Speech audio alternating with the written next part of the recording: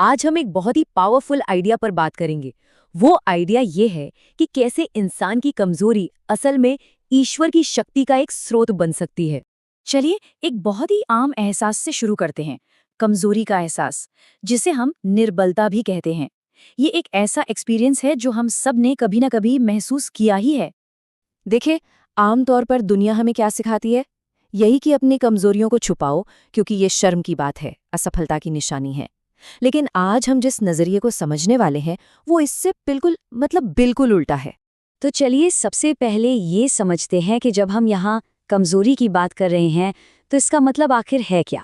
यहाँ एक बहुत जरूरी बात साफ की गई है कि निर्बलता या वीकनेस कोई पाप नहीं है, ये कोई पर्सनल फेलियर नहीं है।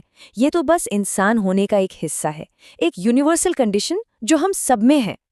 और इसी वजह से हम सब एक मजबूत होने का मुखौटा पहन लेते हैं, है ना? अपने संघर्षों को छुपाते हैं क्योंकि हमें डर लगता है कि लोग हमें जज करेंगे। लेकिन यहाँ जो सेंट्रल आइडिया है वो ये है कि ईश्वर का नजरिया वो इस जजमेंट से एकदम अलग है। तो फिर इसका हल क्या है? यहीं पर कहानी में एक ऐसे दिव्य व्यक्तित्व की एंट्री होती है जिन्होंने कमजोरी को सिर्फ देखा नहीं बल्कि उसे खुद जिया है, उसे महसूस किया है। जरा इस सफर को देखिए। एक तरफ स्वर्ग की महिमा और दिव्य शक्ति, और फिर वहां से इंसान बनकर एक सीमित शरीर में आना।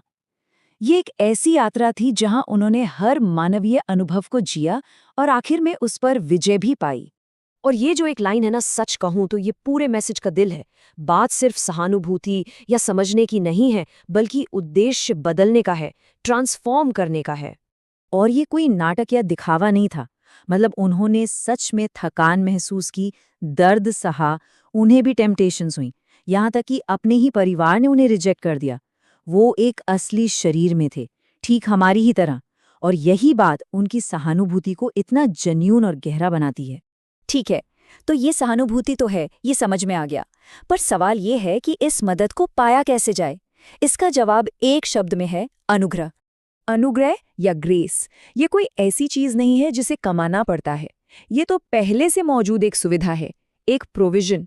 इसको ऐसे समझिए कि घर में मॉडर्न अप्लायंसेस मौजूद हैं, लेकिन कोई फिर भी पुराने मुश्किल तरीकों से काम कर रहा है। सुविधा तो है, पर शायद इस्तेमाल नहीं हो रही। तो यहाँ पर दो रास्ते सामने आते हैं। पहला है हमारे अपने एफर्ट्स का रास्ता। मुझे और प्रार्थना करनी होगी, और अच्छा बनना होगा, तभी मदद मिलेगी। इसमें क्या होता है? तनाव और फेल होने का डर। और दूसरा रास्ता है अनुग्रह का। ये परफॉर्मेंस पर नहीं, विश्वास पर टिका है, और इसका नतीजा आत्मविश्वास और शांति। और ये अनुग्रह का सिंहासन, ये नाम सुनकर कोई अदालत या कोर्ट रूम जैसा लगता है ना? पर इसे एक पिता के प्राइवेट रूम जैसा बताया गया है। सोचिए कितना बड़ा फर्क है। एक तरफ डर और फॉर्मेलिटीज, और दूसरी तरफ अपनापन और खुली बातचीत। तो एक्सेस करने के लिए क्या चाहिए? कोई परफेक्ट ट्रैक रिकॉर्ड नहीं, सिर्फ एक चीज, विश्वास। ये दरवाजा सबके लिए खुला है, सिर्फ उनके लिए नहीं जिन्होंने सब कुछ सही किया है। हर उस इंसान के लिए जो विश्वास के साथ आता है।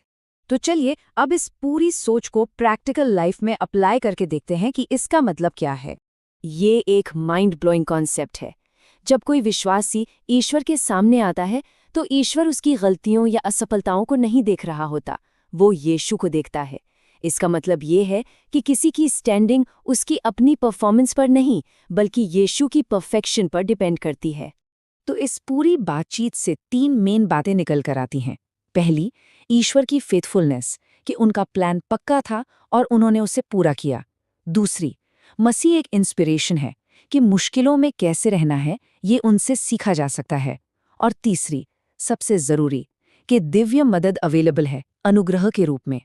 और आखिर में असली आध्यात्मिक शक्ति क्या है?